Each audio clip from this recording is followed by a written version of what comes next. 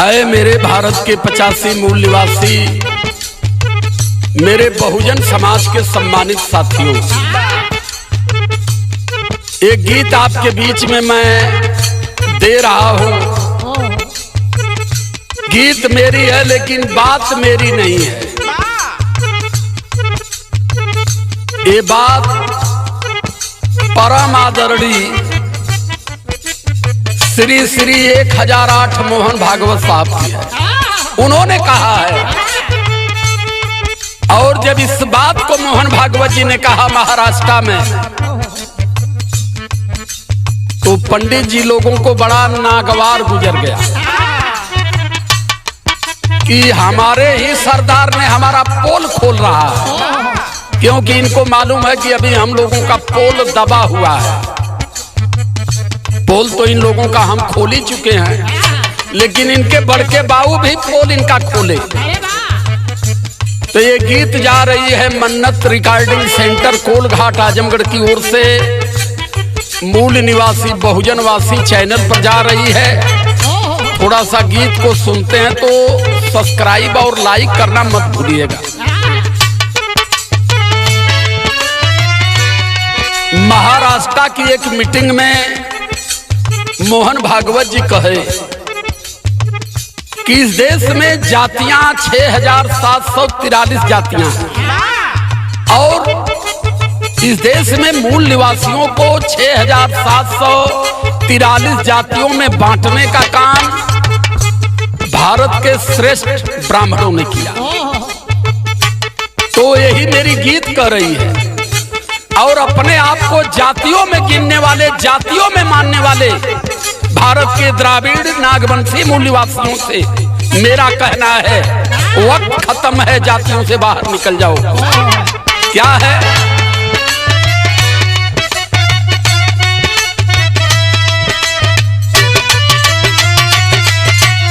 वाह! सरसंघी चालक मोहन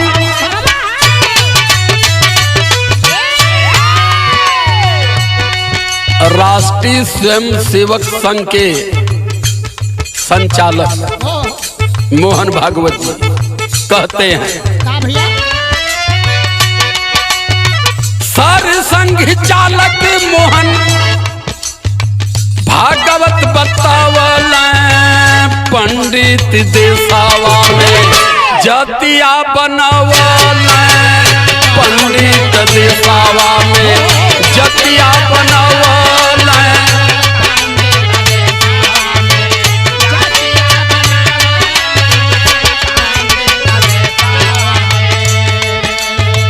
कितनी जात बनाए, और जातियों में किन लोगों को बांटे? जो भारत का मूल निवासी समाज है, अही चमार कहार कुहार माझी मल्ला नाई धरिकार, ऐसे लोगों को उन लोगों ने जातियों में बांटा, और बांटते बांटते कितनी जातियां बना दिए। 6743 जतिया, 6700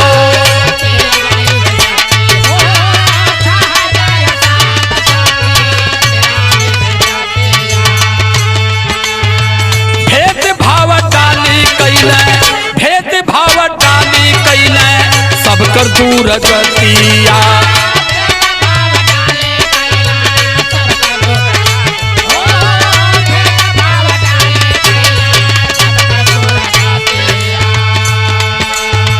पारापारी सबही से,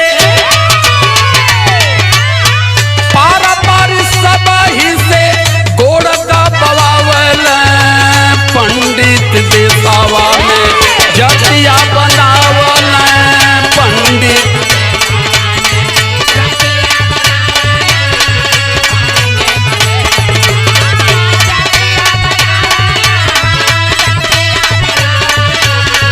पंडित देसावा में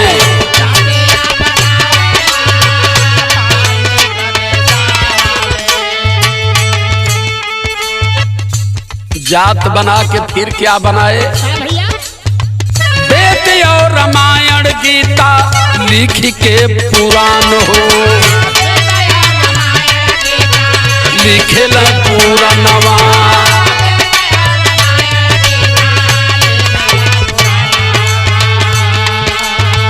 33 कोटि देवतन के कइल रचनावा।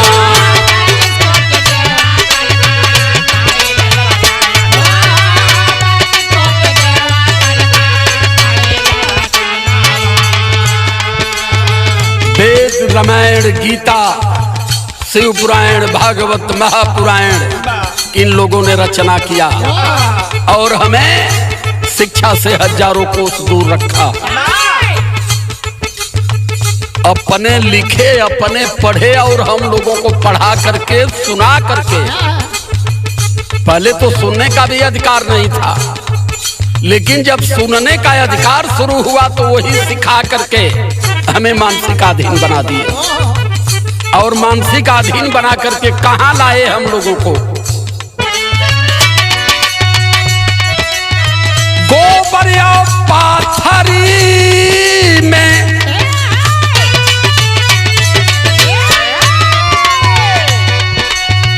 गोबर या पाथर पूजा ज्ञान सिखवल पंडित देसावा में। जतिया बनावल पंडित देसावा में।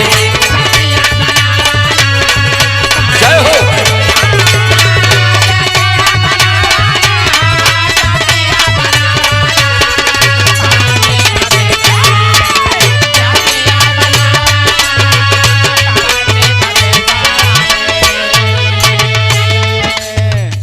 इन गधों को ये भी पता नहीं था कि इस देश में बाबा साहब अंबेडकर आएंगे, इस देश में माता सावित्रीबाई फुले का जन्म होगा, इस देश में राष्ट्रपिता महात्मा ज्योतिबाराव फुले आएंगे, इस देश में माता फातिमा शेख आएगी, आंदोलन होगा, ये समाज पढ़ेगा तब क्या होगा। ये लिखते हैं अपने ग्रंथ में। क्या लिखे?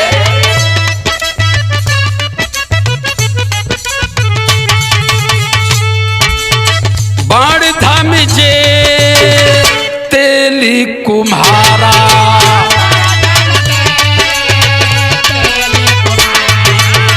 बाण धाम जे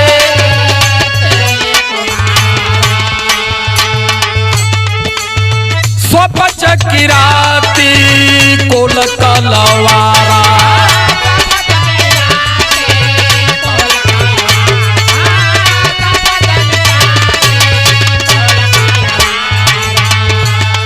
ये अपने ग्रंथों में लिखे।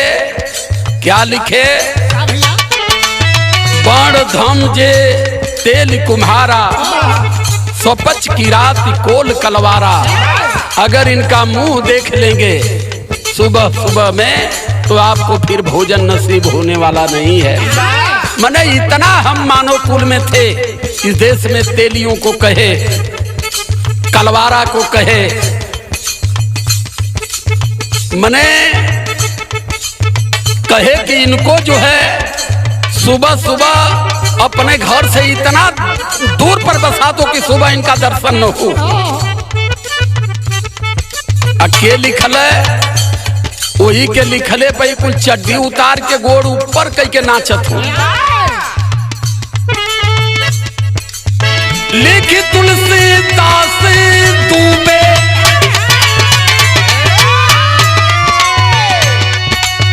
लिख तुलसीदास दुबे खूब गरियावल पंडित देसावा में।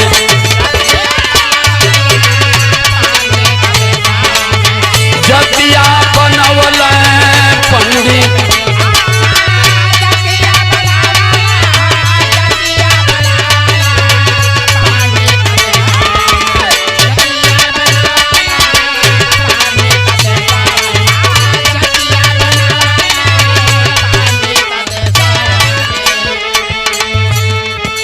बड़े बड़े मंचों पर प्रवचन पेलने वालों को मैं बताना चाहता हूँ कि बताओ, अगर तेरे भगवान आए इस धरती पर तो देश गुलाम कैसे हुआ, और देश गुलाम हुआ तो तेरे भगवान कहाँ थे, और तेरे भगवान अगर नहीं थे तो फिर आज भगवान की परिभाषा हमें क्यों सिखा रहे हो?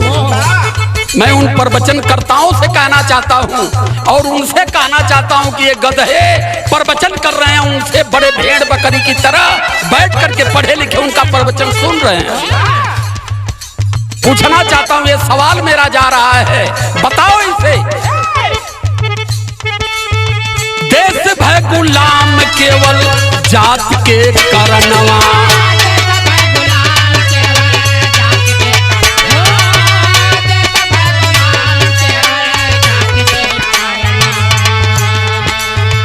आई के विदेश लूट अन्न धन सोनवा,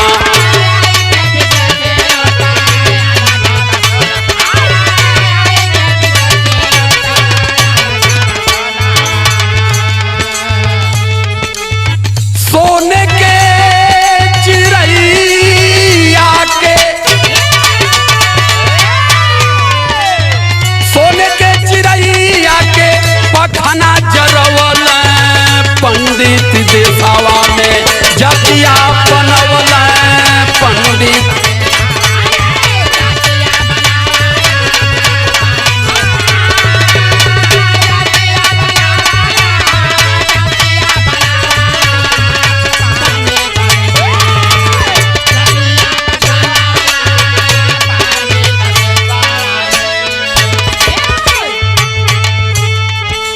और आज इस देश में मानवता की बात कर रहे हैं।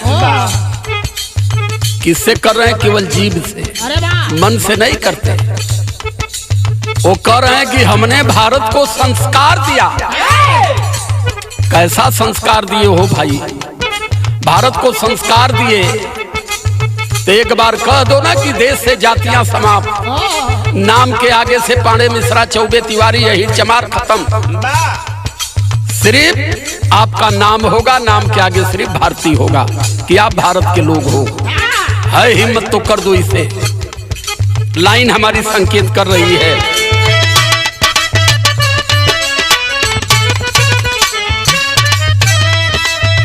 पढ़े न पाए शूद्र जाति के कारणवा,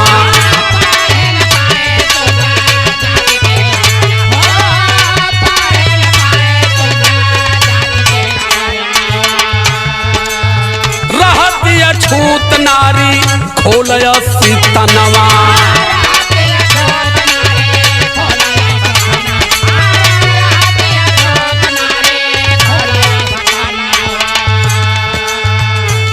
जात के कारण इस देश में पिछड़े शोषित अधिकार वंचित समाज की माताओं बहनों को स्तन खोल कर चलने का इन लोगों ने नियम बना दिया। स्तन टैक्स लगा दिया कि जो महिला स्तन तोप करके चलेगी उसे टैक्स अदा करना पड़ेगा। मैं पूछना चाहता हूं अपने भारत के बड़े धर्मगुरुओं से कि बताओ हमें, इस देश की महिलाओं को स्तन खोल करके चलने का जो नियम बना, इस देश का क्या मुगलों ने बनाया, औरंगजेबों ने बनाया कि अंग्रेजों ने बनाया? मुगल सम्राट जब इस देश में आए, जिनका नाम बड़े तहजीब से लेते हैं, टीपू सुल्तान। टीपू सुल्तान ने इसके लिए जंग किया, तब इस देश के शोषित समाज के बहन बेटियों का स्तन तोपने का अधिकार मिला। तो खास तौर से ये बात मेरी जा रही है अपने भारत के मूल निवासी समाज के लिए। इन बातों को आप जानिए और वेद रामायण गीता पुराण से दूरी बनाइए, तभी ये बात आपके समझ में आएगी। क्या है?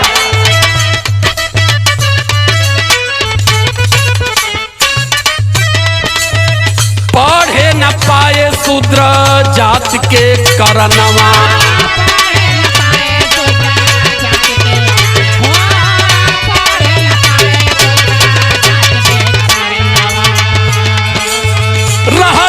छूत नारी रहतिया छूत नारी खोलिया सस्तनवा,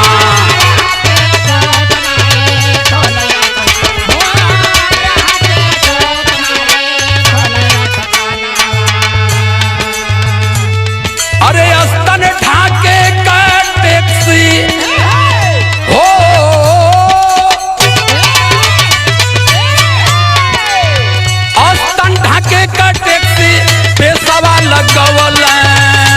पंडित देसावा में जतिया बनवल पंडित।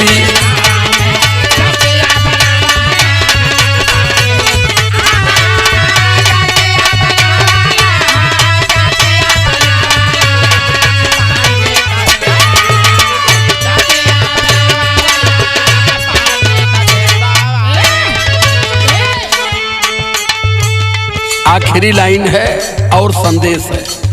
गीत को सुनते हैं एक कान से, दूसरे कान से बाहर मत करिए, उसको हृदय में उतारिए। और जाति करनावा मानवता भइल खंडिती,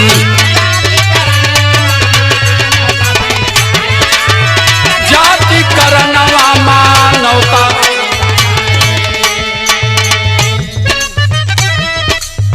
कैले बर्बाद तुहके देशव के पंडिती।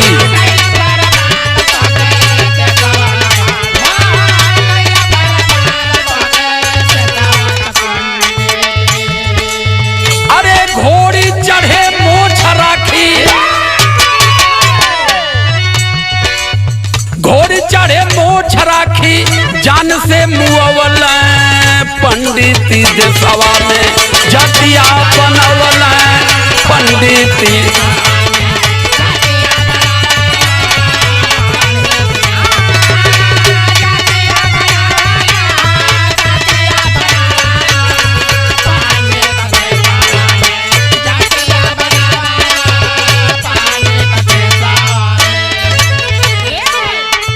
इसलिए बार बार मैं कहता हूं कि देश के समता समानता मानवता पर, देश के अमन चैन शांति पर अगर बहुत बड़ा खतरा कोई है तो इस देश का ब्राह्मण है। तो हमारी उनसे दुश्मनी नहीं है, बस केवल एक बात कहता हूं कि उनसे दूरी बना लो। उनके पोथी रामायण से, उनके कथा वार्ता से दूरी बना लोगे या इंसान बन जाओगे। जागा मूल निवासी छोड़ा जाति अभिमान हो,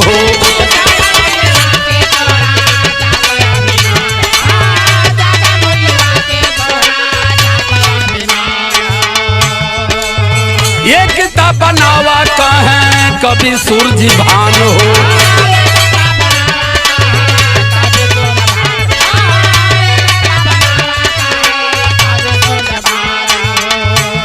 अरे यादो राजकुमारी,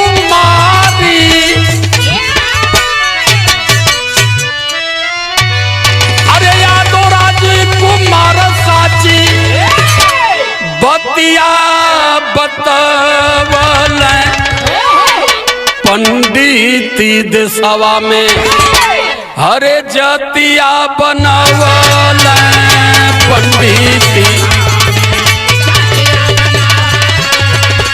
जय हो जय हो जय हो जियो।